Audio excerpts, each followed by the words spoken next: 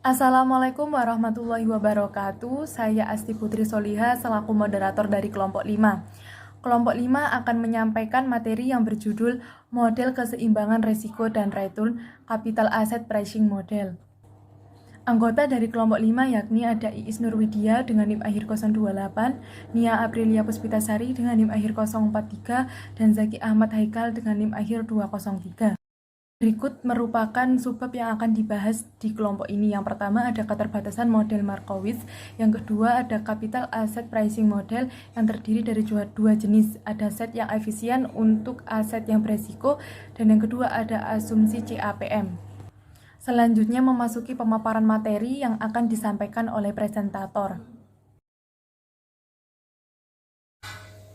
Keterbatasan model Markowitz. Model Markowitz mempunyai dua kelemahan dasar.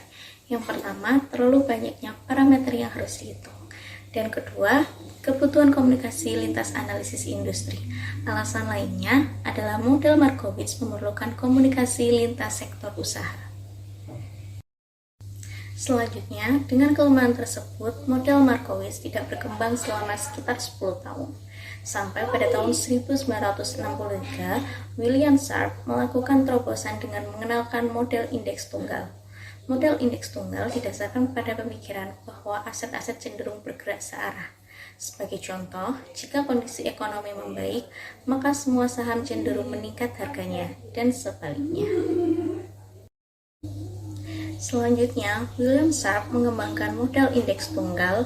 Model tersebut bisa menyederhanakan model Markowitz, dan hasil perhitungan risiko dan return dari model indeks tunggal tidak berbeda jauh dari model Markowitz. Dengan demikian, model indeks tunggal merupakan penyederhanaan Markowitz yang sangat baik. Selanjutnya adalah materi tentang set yang efisien untuk aset yang beresiko. Dilihat dari gambar sebelah kiri, secara umum garis melengkung semacam itu akan terbentuk. Garis tersebut merupakan set yang efisien, yaitu garis yang terdiri dari portofolio yang mendominasi aset lainnya.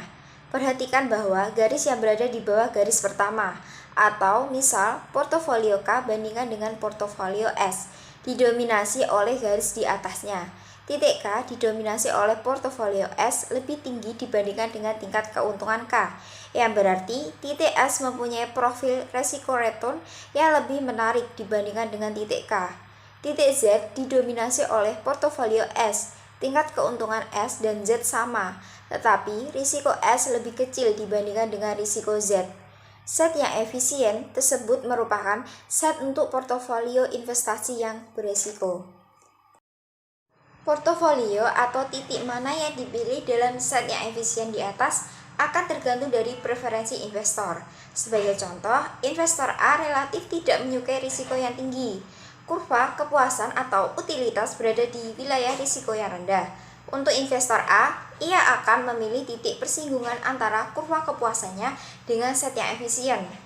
Investor B lebih menoleransi risiko, juga investor C. Keduanya juga memilih titik persinggungan antara kurva kepuasan dengan set yang efisien. Pilihan investor C mempunyai risiko yang lebih tinggi dibandingkan dengan pilihan investor B, yang pada giliran berikutnya lebih tinggi dibandingkan dengan pilihan investor A. Demikian juga dengan urutan tingkat keuntungan yang diharapkan. Dalam hal ini, tingkat keuntungan titik C paling tinggi, disusul titik B, dan titik A mempunyai tingkat keuntungan yang paling rendah. Materi selanjutnya adalah tentang asumsi CAPM. Model CAPM dirumuskan oleh dua orang yang bekerja secara independen. Yang pertama ada William Sharpe atau 1964, dan yang kedua ada John Liner atau 1965. CAPM menggunakan beberapa asumsi, yaitu yang pertama, investor memfokuskan pada periode kepemilikan tunggal. Yang kedua, investor bisa meminjam dan meminjamkan dengan jumlah yang tidak terbatas pada tingkat bunga bebas risiko. Yang ketiga, investor mempunyai perkiraan tingkat keuntungan yang diharapkan, varians dan covariance antar aset yang sama satu sama lain.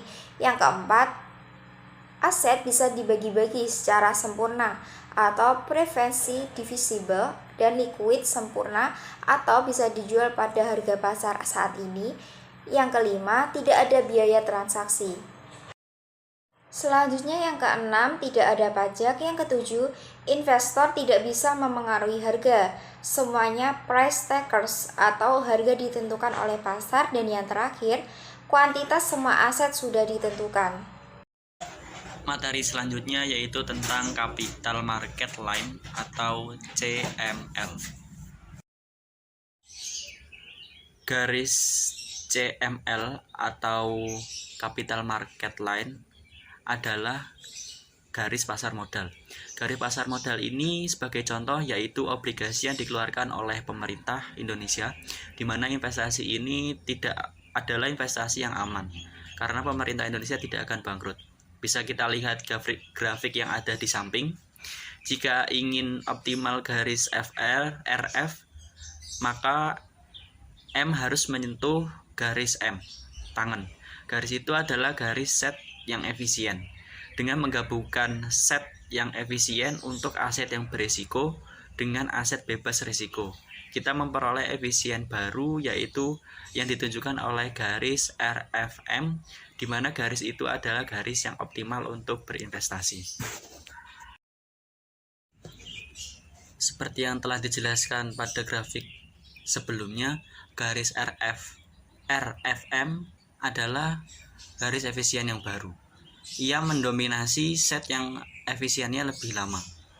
Garis RFA yang ada di grafik bisa meningkatkan kepuasan lebih lanjut, tetapi garis tersebut berada di luar jangkauan. Titik M yaitu merupakan return portofolio pasar. Dengan demikian, RFM yang tadi merupakan garis yang paling optimal atau garis yang efisien, di mana titik M merupakan titik persinggungan pada gambar 4.4, yaitu kepanjangan dari market atau pasar. Semua investor akan memilih titik M untuk berinvestasi berisiko meskipun kurva kepuasannya berbeda-beda. Dengan demikian, dengan investor X atau investor akan memilih M, maka RF sedemikian rupa sehingga mencapai titik X. Dengan demikian, investor akan membeli aset M, yaitu pasar portofolio, kemudian dikombinasikan dengan RF, sehingga titik Y akan mencapai titik maksimum untuk mencapai keuntungan yang lebih besar. Mekanisme atau prinsip yang sudah dijelaskan sebelumnya itu disebut dengan prinsip pemisahan. Prinsip pemisahan ini adalah prinsip yang mengatakan bahwa keputusan investor terdiri dari dua tahap. Yang pertama, investor akan mengestimasi risiko, yaitu standar deviasi, return yang diharapkan, dan konversi atau return aset untuk semua alternatif investasi yang ada. Yang kedua, yaitu setelah titik M ditemukan, dia akan melakukan kombinasi dengan aset yang bebas risiko, sedemikian rupa sehingga preferensi individualnya akan terpenuhi atau meningkat. Misalkan investor mempunyai dana sebesar 1 juta rupiah, jika ia ingin menginvestasikan seluruh asetnya, maka ia akan mencapai titik M. Di mana titik M ini adalah yang mencapai titik X, maka ia akan membeli portofolio senilai 500.000 dan membeli investasi bebas risiko atau SBI. SBI itu adalah sertifikat Bank Indonesia senilai 500.000 juga. Titik X adalah 50%, portofolio 50%, aset bebas risiko. Dengan membeli SBI itu, secara efektif investor akan meminjamkan dananya. Jika ia ingin mencapai titik Y, misal komposisinya 150% dari portofolio pasar, maka ia akan meminjam sebesar 500.000 dengan tingkat bunga bebas risiko yaitu RF. Kemudian digabungkan dananya 1 juta rupiah itu menjadi dananya 1,5 juta rupiah. Ia akan membeli portofolio pasar sebesar 1,5 juta rupiah dengan metode yang dilakukan adalah short sell investasi bebas risiko, di mana investasi ini menginginkan tingkat keuntungan yang lebih tinggi. Ia bisa terus meminjam sampai titik yang tidak terbatas. Secara teoritis ini sangat memungkinkan. Kita lihat di tabel yang ada di samping tentang investasi, tentang tentang aset bebas risiko dan aset berisiko untuk titik yang berbeda. Ada investasinya, ada bentuk X, M, dan Y. Ada bobot RF investasi risiko X yaitu 0,5, bobot M X yaitu 0,5 dengan total 1. Jadi ditambah teman-teman.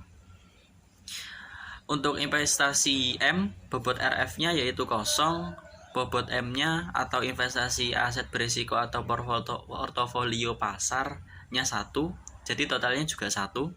Untuk titik Y adalah bobot RF-nya minus 0,5, bobot M-nya 1,5, jadi total 1. Dari tingkat yang berbeda-beda, totalnya itu tetap sama, yaitu 1. Untuk titik Y, karena kita meminjam dengan tingkat bunga RF, maka bobot untuk aset bebas risiko adalah minus 0,5. Minus 0,5 yang ada sebelumnya itu. Tanda minus menunjukkan meminjam sebesar 50% dari total dana yang kita miliki. Tingkat keuntungan diharapkan bisa sebagai berikut yang ada di bawah kotak tengah itu, yaitu ERX sama dengan 0,5 dikali 10% ditambah 0,5 kali 20% yang hasilnya adalah 15%. ERM sama dengan 0 dikali 10% ditambah 1 kali 20% yaitu 20%. ERN yaitu minus 0,5 kali 10% ditambah 1,5 kali 20% sama dengan 25%. Karena investasi bebas risiko per definisi memiliki risiko yang 0, maka standar deviasi return aset bebas risiko dianggap 0. Kolerasi antara aset bebas risiko dengan aset portofolio pasar adalah 0. Tetap konstan meskipun return pasar berubah-ubah. Risiko portofolio bisa dijelaskan di bawah, yaitu tentang sigma RX, sigma RM, dan sigma RY. Sigma RX dengan sedemikian rupa perhitungan hasilnya 12,5%, sedangkan sigma RM juga dengan rumus yang sama yaitu 25%, sedangkan sigma RY dengan sedemikian rupa rumus yaitu 37,5%.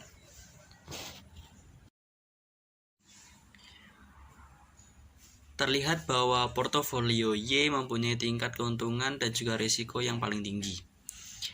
RF, M, Y, dan yang lain seterusnya biasa disebut dengan capital market line yang sudah dijelaskan di awal tadi.